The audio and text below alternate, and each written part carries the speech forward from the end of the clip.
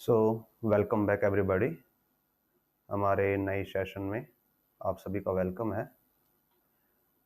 जो हमारी last video थी या लेक्चर था उसमें हमने अप टू क्वेश्चन नंबर 15 तक कवर किया था वर्क एंड एनर्जी की फर्स्ट एक्सरसाइज का। तो आज हम ये 15 से आगे बढ़ते हैं और ये एक्सरसाइज कंप्लीट करेंगे एंड इफ़ पॉसिबल जो नेक्स्ट एक्सरसाइज है उससे भी कुछ क्वेश्चंस को इसी वीडियो के अंदर कवर करेंगे। सो स्टार्ट करते हैं क्वेश्चन नंबर 16 से।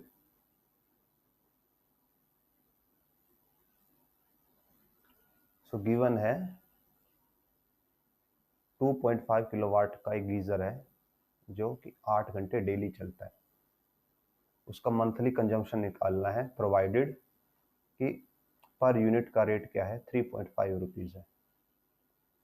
तो देखिए गिवन है कि 2.5 किलोवाट का है, एक घंटे में कितनी कंज्यूम करेगा 2.5 किलोवाट, ठीक। और कितने चल रहा है 8 घंटे डेली चल रहा है। तो 8 घंटे में कितना हो जाएगा, मल्टीप्लाई कर दीजिए 16 + 4 20 किलोवाट। ओके, अब मेंशन है 20 किलोवाट। अब क्या होती है 1 kilowatt is equal to 1 unit होती है। सो यहाँ से अगर आप सॉल्व करेंगे तो ये कितने बन जाएंगे 20 kilowatt is equal to 20 unit, means एक दिन के 20 यूनिट है। अब बताना है मंथली कंजम्पशन। तो मंथली में हम 30 डेज अज्यूम करके चलते हैं। सो एक दिन में 20 यूनिट कंज्यूम हो रहे हैं, 30 डेज में 600 यूनिट्स कंज्यूम हो जाएंगे और एक यूनिट का प्राइस है 3.5 रुपीज़। तो 600 यूनिट्स का प्राइस हो जाएगा 600 इंटू 3.5 और आप इसको डिवाइड 10 कर सकते हैं। It comes out to be 180 32 10 and 0।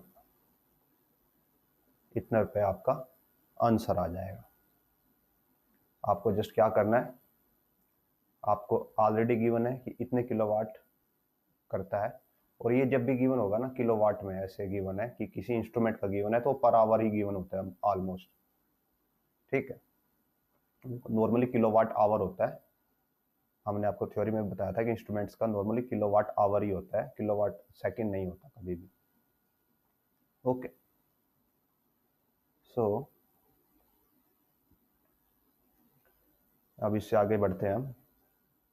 अगर ये किलोवाट सेकंड होता तो ये बहुत ज़्यादा हो जाता। नॉर्मली क्या होता है किलोवाट आवर ही दिया जाता है, तो आप किलोवाट आवर ही लेके चलेंगे और उसको जितने घंटे दिए उतने आवर से मल्टीप्लाई करके जितने किलोवाट आ जाएगी वो उतने ही यूनिट बनेगी, क्योंकि एक किलोवाट की एक यूनिट बनी जाती है।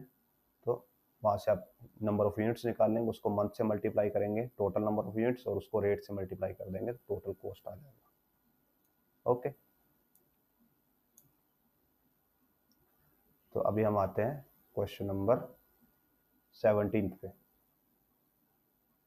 17 में गिवन है two bodies of equal mass moves with uniform velocity v and 3v respectively, kinetic energy का रेशियो निकालना। तो मासेस गिवन है, तो हम सपोज करते हैं दो बॉडी है। पहली है बॉडी नंबर ए, दूसरी है बॉडी बी। इसका मास m है, इसका भी m है, इक्वल मास गिवन है। इसकी वेलोसिटी v है और इसकी वेलोसिटी 3v है। काइनेटिक एनर्जी का रेशियो निकालना है तो काइनेटिक एनर्जी ऑफ ए होगी हाफ m ए की वेलोसिटी का square. Kinetic energy of B होगी हाफ m जो बी की वेलोसिटी है जो कि 3v स्क्वायर। इसको आप सोल्व करेंगे तो आएगा 9 टाइम्स 1/2 हाफ mv स्क्वायर। 9 को हम आगे ले आए, उसका हमारा रीज़न है कि बिकॉज हमें ये हाफ mv स्क्वायर एक दूसरे से कैंसिल करना है।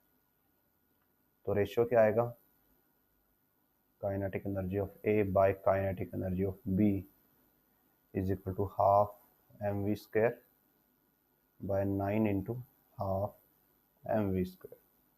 ये दोनों टर्म एक दूसरे से कैंसिल हो जाएंगे तो आंसर आएगा 1/9। नेक्स्ट क्वेश्चन पे मूव करते हैं। 18th,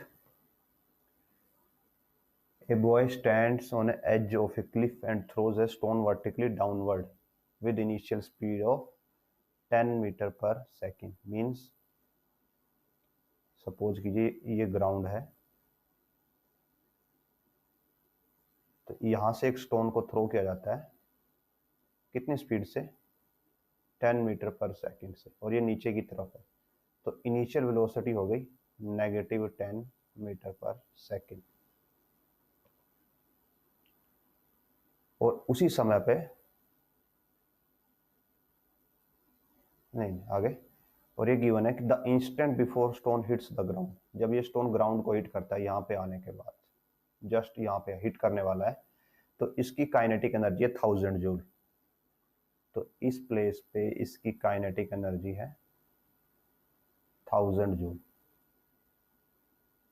अगर ये पूछा गया है if we throw the stone horizontally outward, या आउटवर्ड नहीं सॉरी यहाँ पे अपवर्ड आएगा, ऊपर फेंका जाए, from the cliff with same initial speed 10 metre per second, how much kinetic energy would have just been hit the ground. तो देखिए क्वेश्चन में मीन्स पूछा क्या गया है.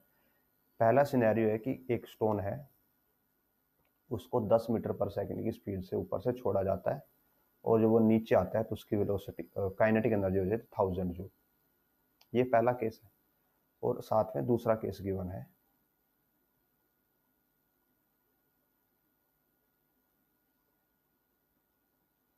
कि एक स्टोन को ऐसे फेंका जाता है, बिकॉज यहाँ पे देखिए हॉरिजॉन्टली फेंका गया है और स्पीड है 10 मीटर पर सेकेंड. दूसरा स्टोन है, इस वाले स्टोन को नीचे थ्रो किया गया था, इस वाले स्टोन को ऐसे हॉरिजॉन्टली फेंका गया 10 मीटर पर सेकेंड की वेलोसिटी से. तब ये बताना है कि जब ये ऐसे जब नीचे जाएगा ये, क्योंकि ग्रेविटी इसको नीचे खींच लेगी, और ये ऐसे नीचे यहाँ पे गिरेगा आके, ठीक है. तो इस पॉइंट पे इसकी काइनेटिक एनर्जी क्या होगी. तो अब आपके मन में डाउट आ सकता है जब हम सॉल्व इसके लिए कर रहे हैं, तो इसका पर्पज क्या है सबका. तो इसका पर्पज है कि हमें यहाँ से हाइट निकालने की, हाइट कितनी है, इसकी हेल्प से हम हाइट निकालेंगे और इस हाइट को इधर पुट करके वेलोसिटी निकाल के काइनेटिक एनर्जी निकालेंगे. ओके,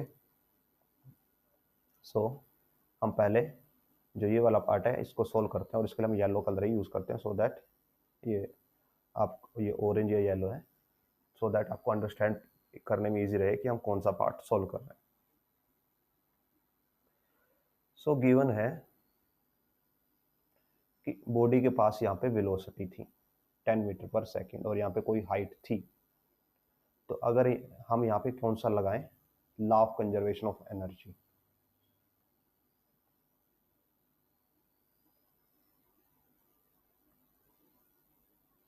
इसका मीनिंग क्या है, टोटल एनर्जी एट टॉप, इस पॉइंट पे जो टॉप मोस्ट पॉइंट है यहाँ पे जो टोटल एनर्जी है वो किसके इक्वल होगी, टोटल एनर्जी एट बॉटम. यहाँ पे जो एनर्जी है वो दोनों एनर्जी एक दूसरे के इक्वल होंगी. ओके, तो हम इसी की कैलकुलेशंस करते हैं. तो टोटल एनर्जी टॉप पोजीशन पे टोटल एनर्जी क्या होगी. तो टोटल एनर्जी क्या होती है, kinetic energy plus potential energy. अब देखिए इसकी पोटेंशियल एनर्जी क्या होगी, इसका मास हमें नहीं पता, mgh होती है, और हाइट भी हमें नहीं पता, हमें यहाँ पे सिर्फ g की वैल्यू पता है, ठीक है, उसके अलावा हमें कोई और वैल्यू नहीं पता. प्लस हाफ mv², v की वैल्यू हमें पता है जो कि 10 गिवन है, तो हम वो वैल्यू पुट कर देते हैं, mgh प्लस हाफ m, 10² क्या होगा 100, और इसको जब सोल्व करेंगे mgh प्लस 50m, ये एनर्जी आ जाएगी टॉप पे, सबसे ऊपर वाली पोजीशन पे. ठीक है, लेट्स सी इफ मास की वैल्यू प्रोवाइडेड हो. नहीं प्रोवाइडेड है, मास प्रोवाइडेड नहीं है.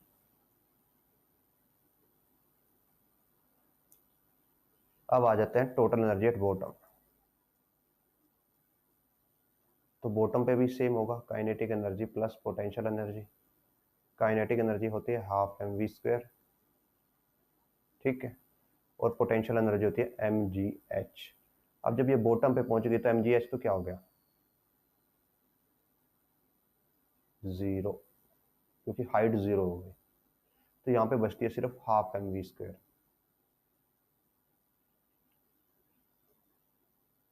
तो बॉटम पे एनर्जी बचती है हाफ एम वी स्क्वायर। तो हमारे पास जो बॉटम एनर्जी बच जाती है वो है हाफ एम वी स्क्वायर। और ये क्या है, ये तो काइनेटिक एनर्जी है। और बॉटम की काइनेटिक एनर्जी की वैल्यू हमें गिवन है, कितनी, 1000 जूल गिवन है।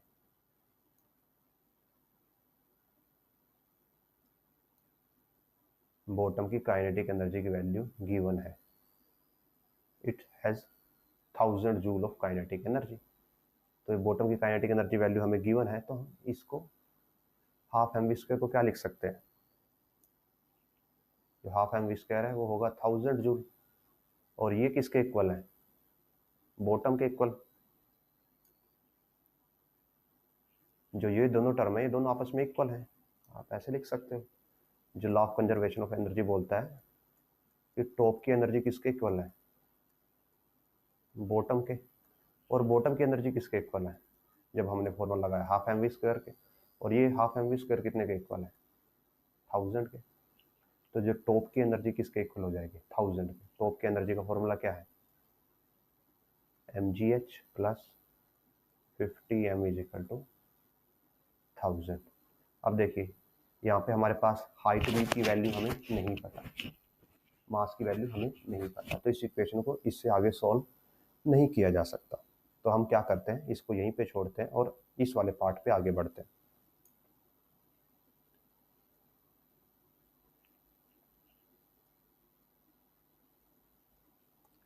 तो यहाँ पे हमें क्या पता है कि ऑब्जेक्ट को हॉरिजॉन्टली थ्रो किया गया था, मीन्स इसके पास वर्टिकल वेलोसिटी जीरो थी।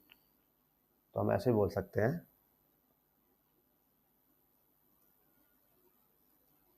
वर्टिकल इनिशियल वेलोसिटी कितनी हो जाएगी, जीरो, क्योंकि जो वेलोसिटी दी गई थी वो हॉरिजॉन्टल दी गई थी, वर्टिकल नहीं दी गई थी। हॉरिजॉन्टल और वर्टिकल वेलोसिटी दोनों से एक दूसरे से अलग अलग होती हैं, क्योंकि उनकी डायरेक्शन अलग है। वेलोसिटी में डायरेक्शन इंपॉर्टेंट है, अलग अलग डायरेक्शन होने की वजह से दोनों एक दूसरे से अलग अलग काम करती हैं। तो अभी हम ये मान के चलेंगे कि इसके पास जो वर्टिकल वेलोसिटी है वो जीरो है, तो यू हो गई जीरो। हमें ये पता है कि हाइट दोनों की सेम है, तो हाइट ये भी एच ही होगी। तो जब ये नीचे पहुंच जाएगा यहाँ पे ऐसे मूव करता करता, तो अगर इसको हम नॉर्मली ऐसे यहाँ से छोड़ते हैं तो यहाँ पे जो इसकी वर्टिकल वेलोसिटी होती नीचे की तरफ वाली ग्रेविटी की वजह से वही यहाँ पे होगी, बिकॉज हॉरिजॉन्टल और वर्टिकल वेलोसिटी दोनों से एक दूसरे से अलग होती। तो हमारे पास यहाँ पे हाइट h है, ग्रेविटेशन की वैल्यू g है, तो हम ये फॉर्मूला यूज कर सकते हैं V square minus U square is equal to 2g h। u की वैल्यू 0 है तो वी स्क्र आ गया 2g h।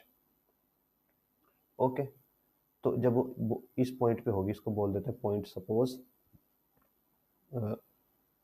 पॉइंट सी। तो पॉइंट सी पे काइनेटिक एनर्जी क्या हो जाएगी, at point C kinetic energy कितनी होगी, काइनेटिक एनर्जी किसकी वजह से आती है, वेलोसिटी की वजह से आती है। और यहाँ पे ऑब्जेक्ट के पास दो वेलोसिटी है, एक तो है डाउनवर्ड वेलोसिटी जो ग्रेविटी की वजह से आई, और एक है हॉरिजॉन्टल वेलोसिटी जो हमने दी थी। तो यहाँ पे क्या हो जाएगी kinetic energy, kinetic energy due to downward velocity plus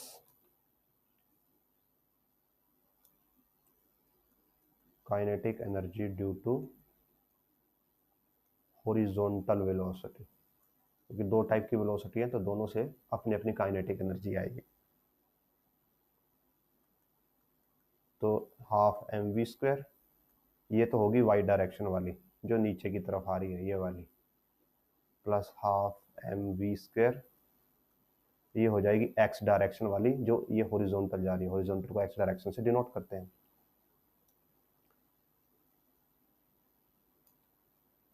so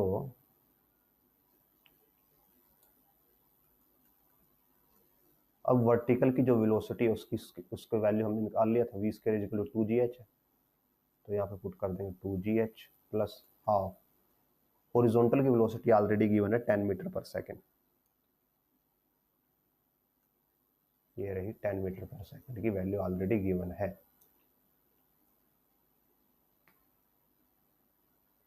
सो यहाँ पे आ जाएगा 10, और 10 का स्क्वायर होता है 100। जब आप इसको कट करते हैं तो ये आता है mgh प्लस 50m, तो यहाँ पे हमारे पास ये वैल्यू बचती है। अब देखिए अगर आप इस वैल्यू को कंपेयर करें, हमारे पास यहाँ पे mgh प्लस 50m है, और यहाँ पे क्या था mgh प्लस 50m, दोनों एक दूसरे के इक्वल हैं, तो इसका आंसर क्या आ जाएगा, कंपेयर करके इसका आंसर आ जाएगा 1000 जूल। तो ऐसे आपको इस न्यूमेरिकल को सोल्व करना है। इसमें आपके पास कभी कभी कोई ऐसा क्वेश्चन हो सकता है जिसमें नेसेसरी नहीं कि आपके पास सभी वैल्यूज गिवन हो सोल्व करने के लिए, तो उसमें क्या करेंगे, आप इक्वेशंस बनाएंगे और इक्वेशंस को आगे लेते चलेंगे। कुछ टाइम के बाद वो इक्वेशन एक दूसरे से बैलेंस आउट हो जाएंगी और आपको जो आंसर है वो मिल जाएगा। जैसे इसमें हमने किया कि पहले हमने इसमें law of conservation of energy लगाया, किसके लिए, इसके लिए, इसकी जो यहाँ पे टोटल एनर्जी है वही यहाँ पे इसकी टोटल एनर्जी होगी। तो हमने टॉप पे टोटल एनर्जी निकाल ली, पोटेंशियल प्लस काइनेटिक, यहाँ पे इसके पास h हाइट है तो उससे पोटेंशियल आएगी, 10 मीटर की वेलोसिटी उससे काइनेटिक आएगी। जब नीचे पहुंच जाता है तो सिर्फ इसके पास क्या है, पोटेंशियल इसकी जीरो हो जाती है क्योंकि हाइट जीरो हो जाएगी, और काइनेटिक बचती है 1000 जूल। तो हमने इसी का यूज़ किया, यहाँ पे टॉप पे निकाली, ये फॉर्मूला आ गया, और बॉटम पे सिर्फ काइनेटिक है तो काइनेटिक की वैल्यू 1000 जूल होगी, पोटेंशियल जीरो हो जाएगी। दोनों को इक्वेट किया। फिर दूसरे पार्ट के लिए आते हैं।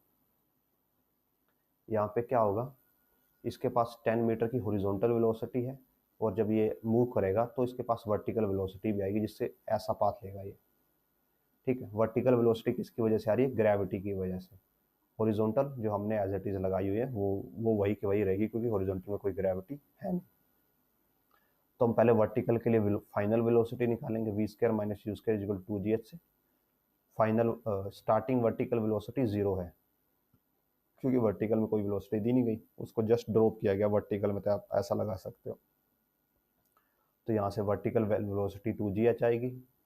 फिर काइनेटिक एनर्जी निकालेंगे, इसमें दोनों कंपोनेंट आएंगे, जो ये वर्टिकल कंपोनेंट है, ये हॉरिजॉन्टल कंपोनेंट है, दोनों को स्केयर करके फॉर्मूले में पुट के रख लिया, जब वैल्यू निकालेंगे आप तो 1000 जूल आपको आंसर मिल जाएगा।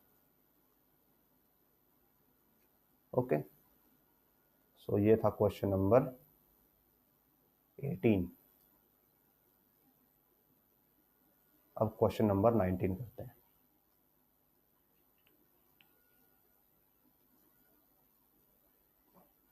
So according to 19th, kinetic energy of car is 7000 joule as it travel along a horizontal road. How much work is required to stop the car in 20 seconds? तो देखिए, suppose car का मास है जो, उसको हम ले लेते हैं m, तो जो हाफ mv स्क्वायर है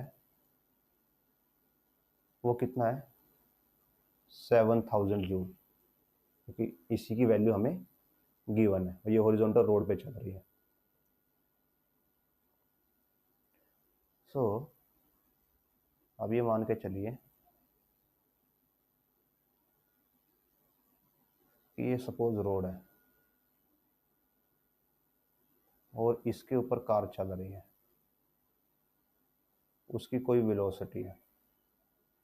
ठीक है, अब अगर आप ब्रेक लगाते हो तो फाइनल वेलोसिटी क्या हो जाएगी, कार आके रुक जाएगी, फाइनल वेलोसिटी क्या हो जाएगी, 0 मीटर पर सेकेंड।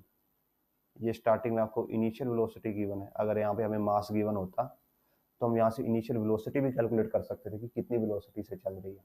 ठीक है, और रुकने का टाइम कितना गिवन है, 20 सेकेंड। ओके, सो मीन्स जब वो चल रही थी तो उसके पास कितनी एनर्जी थी, 7000 जूल। और जब वो रुक जाती है जाके वेलोसिटी जीरो हो जाएगी, काइनेटिक एनर्जी क्या हो जाएगी, 0 जूल हो जाएगी। ठीक है, बिकॉज फाइनल वेलोसिटी जीरो है और काइनेटिक एनर्जी का फॉर्मूला होता है हाफ एम वी स्क्वायर। अगर आप वेलोसिटी को जीरो कर दोगे काइनेटिक एनर्जी जीरो हो जाएगी। तो चेंज इन एनर्जी कितना आया,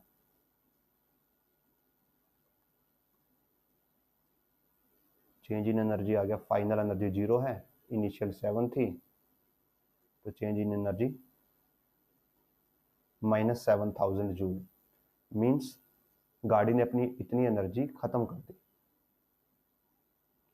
और एनर्जी और वर्क में क्या रिलेशन होता है, वो एक दूसरे के उल्टे होते हैं। तो वर्क क्या हो जाएगा यहाँ पे, जस्ट कि गाड़ी पे आपको कितना वर्क करना पड़ा, 7000 जूल। फ्रिक्शन को इतना वर्क करना पड़ा और कितने में, नेगेटिव में करना पड़ा, सो दैट ये गाड़ी में जाके ऐड हो जाए और गाड़ी की एनर्जी को जीरो कर दे। तो आपको गाड़ी पे कितना वर्क करना पड़ेगा, -7000 जूल। अगर ये बोला होता है कि गाड़ी के ब्रेक लगते हैं और गाड़ी की एनर्जी रह जाती है 5000 जूल, तो कितना वर्क करना पड़ा आपको गाड़ी पे, 5000 माइनस 7000 जो कि हो जाएगा -2000 जूल। तो आपको सिर्फ फाइनल और इनिशियल एनर्जी को कंपेयर करके माइनस कर देना है, जो दोनों का डिफरेंस होगा वही वर्क होगा। ओके। और अगर ये पूछ लिया जाए कि कितनी पावर लगी, पावर क्या होती है, वर्क अपॉन टाइम। तो यहाँ पे पावर होती बाय 20 350 वाट, 350 वाट की पावर लगी ब्रेक्स की, तब जाके कार रुकी। ओके, तो अब हम आते हैं 20 क्वेश्चन पे। लास्ट क्वेश्चन है इसका।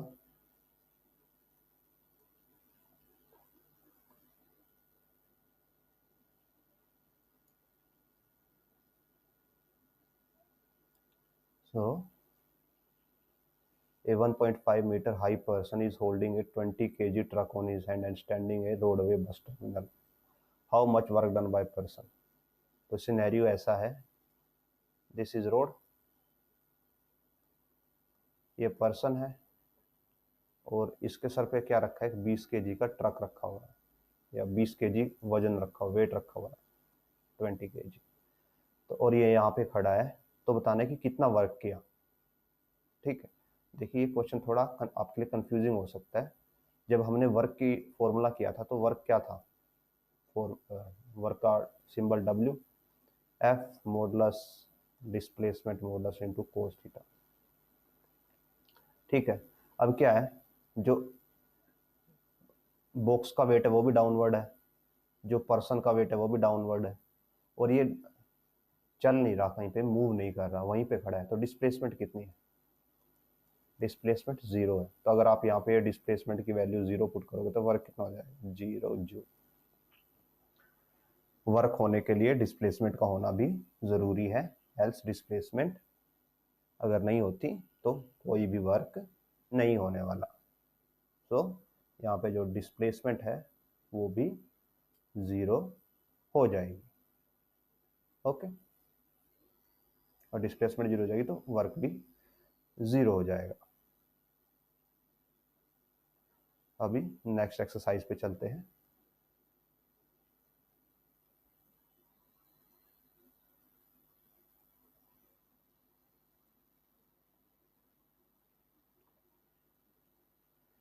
सो ये है बी एक्सरसाइज हमारी।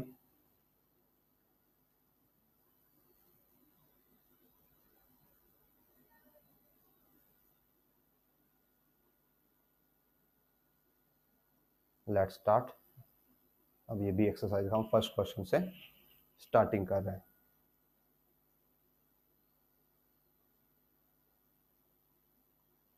तो फर्स्ट क्वेश्चन में मेंशन है, एक पर्सन है जो 70 केजी वेट को, जिसका खुद का वेट 70 केजी है और उसके साथ 10 केजी और है, कहाँ तक लेके जाता है उसको, 100 मीटर तक लेके जाता है। कुछ शायद विजिबल हो, अब विजिबल हो जाएगा। उसको 100 मीटर की हाइट तक लेके जाता है, तो वर्क डन बताना है। मीन्स इट्स लाइक ये ग्राउंड है, दोनों का कंबाइंड वेट है 80 केजी। तो 80 केजी पहले तो यहाँ पे था, ग्राउंड पे था, उसके बाद 80 kg कहाँ पहुंच जाता है, ऊपर पहुंच जाता है, और ये हाइट है 100 मीटर। तो बताना है कि कितना वर्क किया गया। तो मैं आपको बता चुका हूं दैट जो वर्क डन होता है वो किसके इक्वल होता है। एक तो वर्क डन का फॉर्मूला आपके पास, उसमें आपको फोर्स, डिस्प्लेसमेंट और एंगल चाहिए। और दूसरा क्या होता है, वर्क डन होता है एनर्जी के इक्वल, और मोर एप्रोप्रिएट जो चेंज इन एनर्जी हुआ, एनर्जी में कितना चेंज हुआ। तो जब ऑब्जेक्ट यहाँ पे रखा था उसकी पोटेंशियल एनर्जी 0 थी, यहाँ पे पहुंच गया तो उसकी पोटेंशियल एनर्जी कितनी हो गई, mgh, पोटेंशियल एनर्जी हो गई mgh। यहाँ पे भी ऑब्जेक्ट रेस्ट में था तो यहाँ पे वेलोसिटी 0 तो काइनेटिक एनर्जी 0। यहाँ पे पहुंचने के बाद भी ऑब्जेक्ट रेस्ट पे ही है तो काइनेटिक एनर्जी 0। तो काइनेटिक एनर्जी का टर्म ही खत्म हो गया, सिर्फ क्या बचती है, पोटेंशियल एनर्जी। तो पोटेंशियल एनर्जी क्या हो जाएगी, मास है 80, जी है 10 और हाइट है 100, so it comes out to be 80,000 joule. और वर्क डन क्या हो जाएगा, एनर्जी के इक्वल होता है, और ये है चेंज इन एनर्जी, तो वर्क डन हो जाएगा 80,000 जूल। ओके, नेक्स्ट क्वेश्चन की तरफ मूव करते हैं।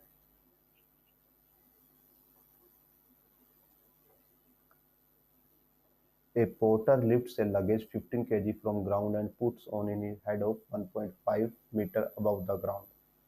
Calculate the work done by him. So person है, ये पर्सन है, यहाँ पे कोई वेट रखा हुआ था 15 kg, इसको उठा के कहाँ पे ले जाता है, इसके सर के ऊपर ले जाता है। और कितनी हाइट है ये, 1.5 मीटर। तो बताना है कि कितना वर्क किया उसने। तो वर्क क्या होगा, एज जो हमने फर्स्ट क्वेश्चन किया था उसकी तरह वर्क हो जाएगा चेंज इन एनर्जी। और एनर्जी का चेंज किसके इक्वल होगा, ऑब्जेक्ट यहाँ पे भी रेस्ट पे था, यहाँ पे भी रेस्ट पे है, तो काइनेटिक एनर्जी तो नहीं आएगी, क्या कौन सी बचती है, पोटेंशियल एनर्जी। पोटेंशियल एनर्जी का फॉर्मूला क्या होता है, mgh। अब देखिए मूव कौन हुआ है, सिर्फ 15 किलो वेट मूव हुआ है, पर्सन मूव नहीं हुआ। पिछले क्वेश्चन में क्या था, पर्सन वेट को लेके टावर के ऊपर गया था, तो वेट भी ऊपर गया और पर्सन भी ऊपर गया, इसलिए हमने टोटल वेट को कंसीडर किया। यहाँ पे पर्सन वहीं पे है, सिर्फ वेट मूव हुआ 15 नीचे से ऊपर।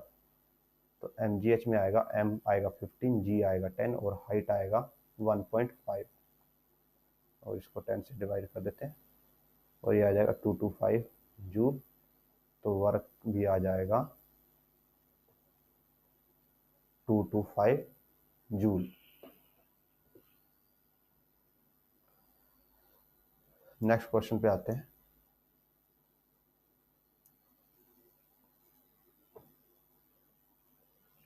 Question number 3, A ball of mass 1 kg throne upward, ball को ऊपर की तरफ फेंका गया है, वो 4 मीटर की हाइट तक जाती है। वर्क डन बताना है ग्रेविटी ने ड्यूरिंग द वर्टिकल डिस्प्लेसमेंट, कि जब वो 4 मीटर तक गई तो ग्रेविटी ने कितना काम किया। So this is ground, throw करने के बाद बॉल यहाँ पे है, एंड दिस इज कितना हो गया, 4 मीटर, और ये हो गया 1 kg। जब बॉल यहाँ पे थी तो उसकी एनर्जी थी 0, ठीक है। उसके बाद वो ऊपर चली गई तो चेंज इन एनर्जी कितना आ गया, चेंज इन एनर्जी आएगा, इनिशियल एनर्जी कितनी थी उसकी, जब वो ग्राउंड पे है तो वेलोसिटी भी 0 है, हाइट भी 0 है, तो टोटल एनर्जी हो जाती है 0, माइनस जब वो ऊपर है, यहाँ पे भी वेलोसिटी 0 है, बस उसके पास क्या है, पोटेंशियल एनर्जी है, क्योंकि उसके पास हाइट आ गई, तो चेंज इन एनर्जी हो जाता है mgh। सो माइनस मास है 1, g है 10 और हाइट है 4, it comes out to be -40। ठीक है, सॉरी रिवर्स हो गया, फाइनल माइनस इनिशियल होता है, फाइनल mgh है, इनिशियल 0 थी, तो ये आएगा +40 जूल। ठीक है, तो बॉडी को 40 जूल मिले। ओके, ग्रेविटी ने कितना काम किया, साथ में ये भी बताना है, work done by the force of gravity. अब देखो, जो ग्रेविटी है वो नीचे की तरफ है, डाउनवर्ड, डिस्प्लेसमेंट ऊपर की तरफ है, तो दोनों के बीच में एंगल कितना है, angle between gravity and displacement कितना है, 180 डिग्री। ठीक है, तो फोर्स क्या होता है, sorry work, force displacement into theta, force है mg और मॉडुलस है तो हम नेगेटिव वाला पार्ट नहीं लेंगे, वैसे नेगेटिव फोर्स है यहाँ पे, नीचे की तरफ वाला फोर्स, और मॉडुलस उसको फिर से पॉजिटिव कर देगा। डिस्प्लेसमेंट है हाइट के इक्वल, और कोस थीटा कोस 180, इसकी वैल्यू हम ऑलरेडी कैलकुलेट कर चुके हैं, mgh की आएगी 40 और कोस 180 होता है नेगेटिव, तो -140, क्योंकि ग्रेविटी के अगेंस्ट की गई है, तो ग्रेविटी ने कैसा काम किया, नेगेटिव वर्क किया। ठीक है, तो जब ऊपर जा रही है तो ग्रेविटी ने नेगेटिव वर्क किया, जब वापस नीचे आ जाएगी तो ग्रेविटी पॉजिटिव वर्क करेगी, और टोटल वर्क क्या हो जाएगा, 0, अगर बॉल वापस अपनी पोजीशन पे आ जाती।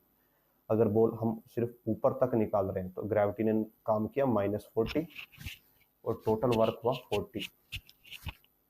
ठीक है, तो यहाँ पे आपको देखना है एक चीज कि जो वर्क है वो निर्भर करता है कि आप किसके रिस्पेक्ट में मेजर कर रहे हो। अगर बॉल के हिसाब से देखो, बॉल ऊपर गई, बॉल की एनर्जी बढ़ी, बॉल के ऊपर काम किया गया, तो बॉल के ऊपर काम किया गया 40 जूल। अब ये काम किसी ने किया होगा, means it's like suppose 2 person है, अगर एक पर्सन दूसरे को पैसे देता है तो जिसके पास प्लस हुए तो दूसरे के पास माइनस भी हुए, जब एक के पास माइनस हुआ तो तभी दूसरे के पास जाके प्लस हुआ। तो यहाँ पे ग्रेविटी के पास क्या हो गया, माइनस हो गया, -40। ग्रेविटी ने 40 लूज कर दिया और बॉडी ने 40 को गेन कर लिया। ठीक है, और लूज करने वाला वर्क करता है और गेन करने वाले के ऊपर वर्क होता है। यहाँ पे बॉल के ऊपर वर्क हुआ 40 जूल, लूज किसने किया, ग्रेविटी ने किया, कितना लूज किया, 40। ये 40 यहाँ से बस यहाँ पे ट्रांसफर हो गया, और यही एनर्जी कंजर्वेशन की हमने थ्योरम पढ़ाई थी आपको, कि जो टोटल एनर्जी है वो कांस्टेंट रहती है, बस एक दूसरे से ट्रांसफर होती रहती है, जितनी यहाँ एक साइड से जाएगी उतनी दूसरी साइड पे उतनी ही पहुंचेगी। ग्रेविटी ने 40 लूज कर लिया, बॉल ने 40 को गेन कर लिया। ठीक है, तो यहाँ पे by gravity -40, on ball 40। Next question पे आते हैं, क्वेश्चन नंबर 4। क्वेश्चन नंबर 4, एक ट्रेन है जो लेवल ट्रैक पे चलती है। लेवल ट्रैक का मीनिंग होता है प्लेन ट्रैक, जो कि ऊपर नीचे नहीं जाता। वर्क डन बाय इंजन बताना है, given that frictional resistance is 5 × 10⁵ Newton. अब देखिए, मान लीजिए ये ट्रैक है और ये ट्रेन है, ठीक, और ट्रेन के टायर्स के बीच में फ्रिक्शन है, यहाँ पे फ्रिक्शन है। फ्रिक्शन कैसे लगता है, पीछे की तरफ लगता है, अगर ट्रेन आगे की तरफ जा रही है फ्रिक्शन पीछे की तरफ जा रहा है। ठीक है, फ्रिक्शन पीछे है और ट्रेन का इंजन कहाँ की तरफ फोर्स लगाएगा, आगे की तरफ फोर्स लगाएगा। तो ट्रेन के इंजन को कम से कम कितना फोर्स लगाना पड़ेगा कि ट्रेन चले। सपोज कीजिए अगर फ्रिक्शन है 5 न्यूटन,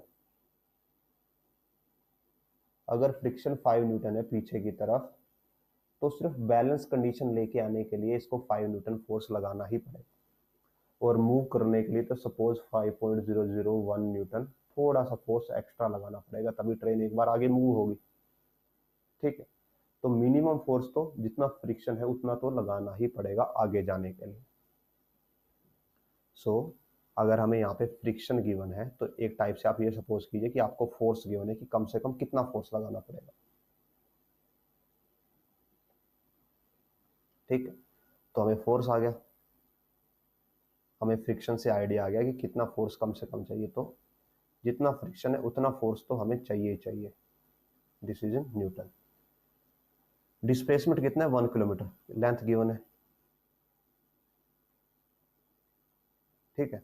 अब देखिए गाड़ी डिस्प्लेसमेंट भी फॉरवर्ड डायरेक्शन में है और फोर्स भी फॉरवर्ड डायरेक्शन में, तो एंगल कितना हो जाएगा 0 डिग्री, क्योंकि दोनों सेम डायरेक्शन में।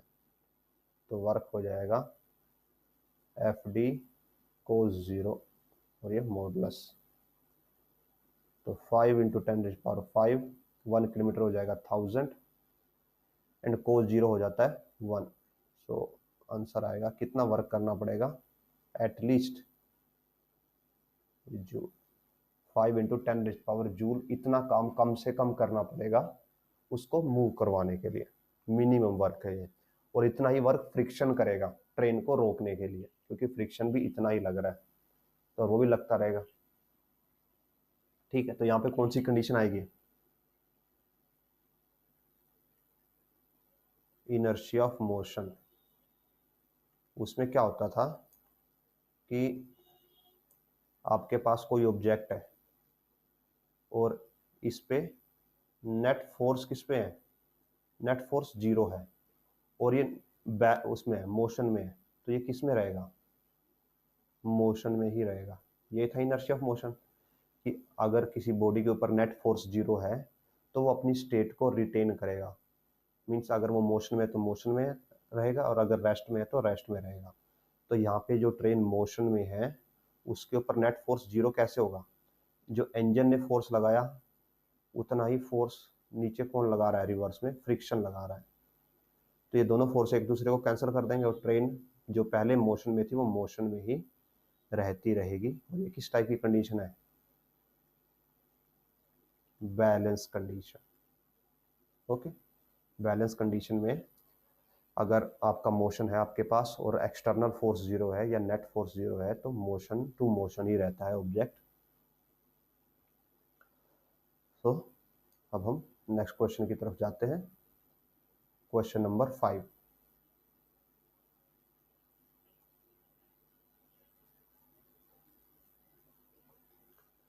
सो फिफ्थ में गिवन है एक बॉय है जिसका मास है 55 kg, वो 40 स्टेयर्स चढ़ता है, 40 सीढ़ियां चलता है, ऊपर की तरफ जाता है। हर सीढ़ी की मेजरमेंट है 1.5 मीटर, 0.15 मीटर। तो सपोज कीजिए ये पहली सीढ़ी है, ये दूसरी सीढ़ी है, ये तीसरी सीढ़ी, ये चौथी सीढ़ी, ऐसे सीढ़ियां हैं, ठीक है। हर सीढ़ी की आपको हाइट गिवन है, कितनी, 0.15 मीटर। तो टोटल हाइट कितनी हो जाएगी, जो एक स्टेप की हाइट है इंटू टोटल स्टेप कितने हैं 40, तो हाइट हो जाएगी एक स्टेप की हाइट यानी कि 15/100, और टोटल 40 स्टेप है, तो आप जब इनको कैलकुलेट करेंगे 3 2 2, तो आंसर आएगा 6 मीटर। तो कितनी हाइट पे गया वो, 6 मीटर की हाइट पे गया। उसका वेट कितना, 55 kg, मीन्स वो यहाँ पे पहुंच गया, 55 kg पहले यहाँ पे था, यहाँ से चल के वो यहाँ पे पहुंच गया, हाइट बढ़ गई 6 मीटर। तो पोटेंशियल एनर्जी में कितना चेंज हुआ, जो वर्क होगा वो किसके इक्वल हो जाएगा, पोटेंशियल एनर्जी के, क्योंकि यहाँ पे पोटेंशियल एनर्जी ही चेंज हुई। यहाँ पे स्टार्टिंग में रेस्ट पे था वो, और यहाँ पे पहुंचने के बाद भी रुक जाएगा तो रेस्ट में ही रहेगा। तो सिर्फ क्या होगा, पोटेंशियल एनर्जी चेंज होगी, ठीक है। तो वर्क भी पोटेंशियल एनर्जी के इक्वल हो जाएगा, वो हो जाएगा mgh। m है 55, g है 10 एंड h है 6। इसको आप मल्टीप्लाई करोगे, it comes out to be 330 into joule, ये आंसर आ जाएगा। So up to 5th question हम कंप्लीट कर चुके हैं इस वीडियो में।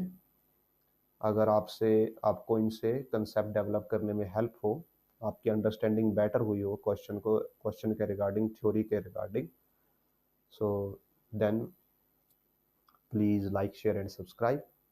एंड जो नेक्स्ट क्वेश्चंस है, रिमेनिंग क्वेश्चंस हैं, वो हम आगे आने वाली वीडियो में कवर करेंगे। So thank you again for watching, and as usual next video में मिलते हैं। Thank you.